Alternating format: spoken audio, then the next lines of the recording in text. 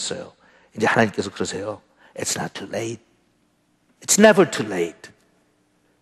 지금이라도 돌아가서 그 상처들을 싸매주고, 지금이라도 돌아가서 그들과 함께 고통을 같이 나누고, 목자의 심정을 가져줄래? Would you please? 하나님께서 Would you please? 목자의 심정 가질래? 네가 앞으로 이 땅에 남은 세월이 얼마인지 알지 못하고, 여러분, 우리가 하나의 공동체로서, 교회로서 이 주변을 섬기고 이웃을 섬기는 게 얼마나 남았는지는 알 수 없지만, 하나님께서 주신 게, 내가 너희들 심판하기 전에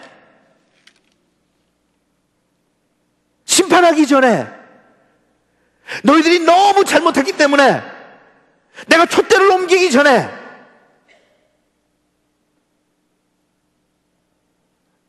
내가 너희 가정과 너의 삶 속에 고통과 진통과 어려움과 고난을 주기 전에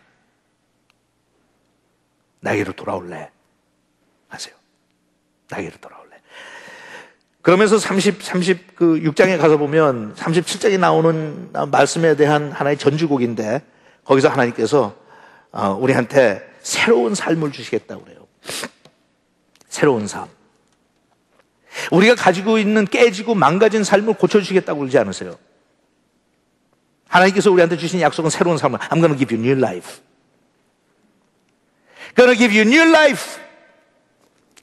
실패한 삶 속에서 의지가 꺾이고 절망 속에 후회가 막심한 그런 삶 속에서 살았던 걸 회복하고 고치고 다시 어떻게든지 고쳐가지고 사는 게 아니라, repair 하는 게 아니라 restore 하는 게 아니라 I'm gonna give you a new life.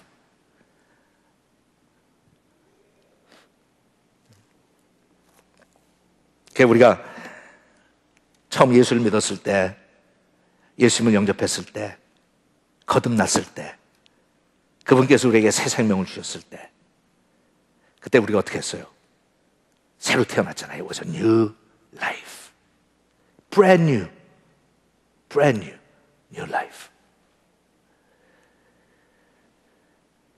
그런데 그렇게 우리가 구원받고 새 생명을 얻었는데도 불구하고 우리는 새롭게 살지 못했죠. 우린 여전히 옛날에 살던 방식대로 살았죠. 여전히 옛 습관과 습성에 빠져 살았죠.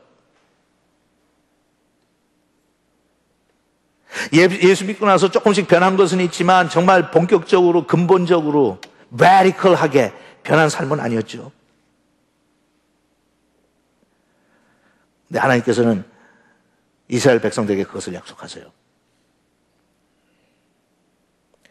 36장 24절부터 장 같이 보죠.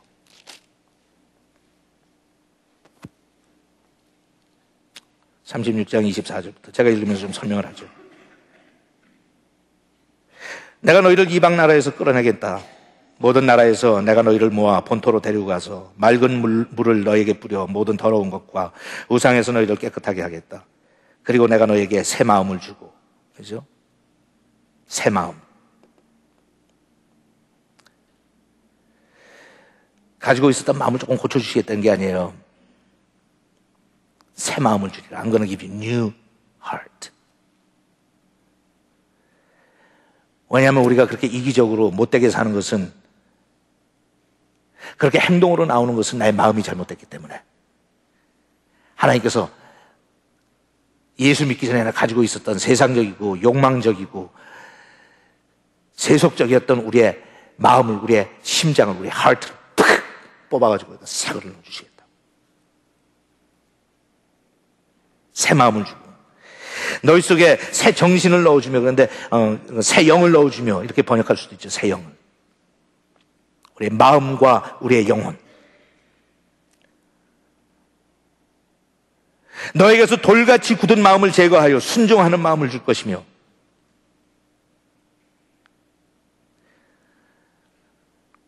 여러분, 마음을 생각할 때마다 이런 그 느낌이 들지 않아요? 참, 나는 내 마음은 돌 같다. 딱딱하다. 아까도 말씀드렸지만 그건 바로 그거예요.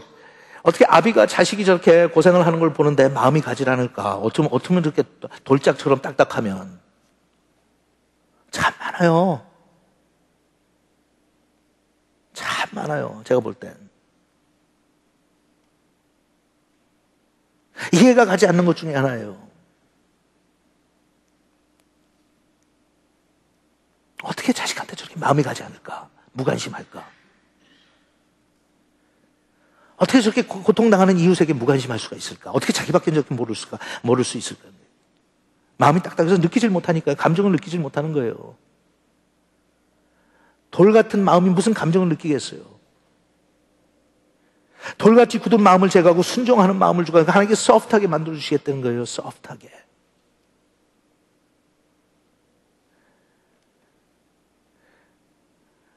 (27절) 또 내 영을 너희 속에 넣어주며 내 영을 너희 속에 넣어주며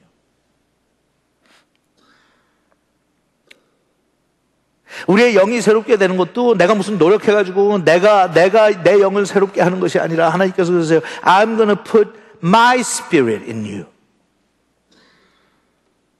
이 다음 주에 이제 조금 더 구체적으로 보겠는데 my spirit in you. 내 속에 있는 불완전하고 악한 영을 하나님께서 어떻게 좀 깨끗하게 해주시겠다는 게 아니라 조금 고쳐주시겠다는 게 I am gonna put my spirit in you. 그러니까 우리가 예수 믿고 나서 신약에 들어가면서 어떻게 됐어요? 우리가 예수 믿고 성령 받았잖아요. 이제는 그냥 어떤 개념적으로 추상적으로 신앙생활을 하는 게 아니라 하나님께서 I'm gonna put my spirit in you. 그러니까 우리가 성령 받았다는 것은 무슨 일반적으로 얘기하는데 은혜 받고 무슨 어떤 초자연적인 어떤 체험을 했다든지 이게 그걸 얘기하는 게 하나님께서 우리의 인격체 속에 내 마음 속에 내 영혼 속에 하나님의 영을 부으실 때 I'm going to put my spirit in you. 내 영을 너희들이 받을 것이다. 그러니까 우리가 그냥 성령이 내주하신다고 우리 가운데 아주 기본적인 우리 교리 아니에요. 성령이 내주하신다. 내가 예수 믿고 예수 그리스도를 나의 주님으로 영접하고 고백하면 하나님께서 나의 삶 가운데 들어오신데 Christ in me, 이 그리스도가 내 안에 계시고 하나님의 성령이 내 안에 거주하신다.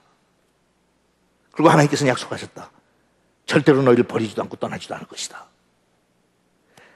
하나님께서 내 영을 너희들에게 부어주리니.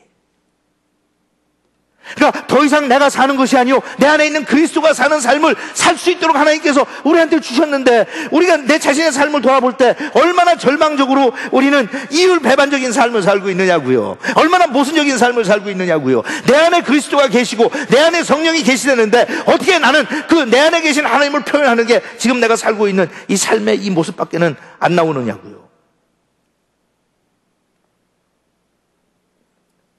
I put my spirit in you. 너희들 능력 가지고는 안 되니까, 너희들 재주 가지고는 안 되니까, 너희들 힘으로 안 되니까 I'm going to put my spirit in you.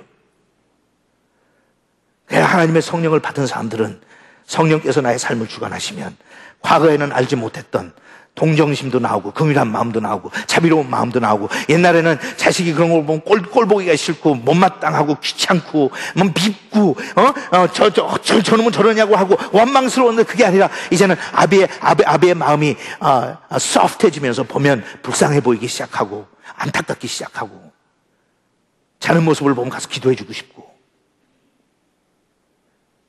그게 못되기만 보였던 남편, 이기적인 남편을 보면서 잠들어 있는 모습을 보면 불쌍한 마음이 들고 울컥하고 울음이 터지고 불쌍해갖고 기도해주고 싶고 그게 하나님께서 너희들이 가지고 있는 그 너희들 기본적인 것을 내가 조금 고쳐줘갖고 착하게 만들어주는 게 I am going to put my spirit in you.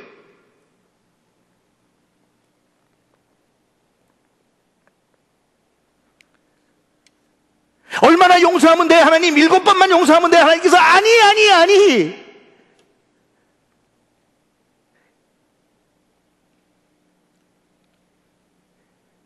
70번씩 7번을 하는 한이 있더라도 unlimited하게 용서해줬는데도 또 용서해주고 싶고 용서해줬는데도 또 용서해주고 싶고 그러한 삶이 표현되고 나타나기 전에는 우리는 절대로 밖에 나가서 성령 받았다고 할 수 없도록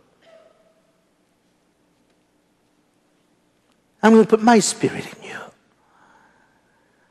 you. 저도 항상 마음속에 당황하고 괴로워하는 것 중에 하나가 이런 걸 아무리 지식적으로 이해하고 이론적으로 알고 있지만 가끔가다 내 속에 있는 내가 툭툭 튀어나올 때마다 가슴이 답답하고 짜증나고 절망스럽고 그래요. 하나님, what happened to you? What happened to you? 내 안에 계신 하나님, what happened to you? 왜 아직도 나는 이렇게 옛날에 오래전에 예수 믿기 전에 가지고 있었던 그런 도끼나 그런 악한 마음이 아직도 있죠. 어떨 땐 내가 이렇게까지 이기적일 수가 있죠. 어떨 때 어떻게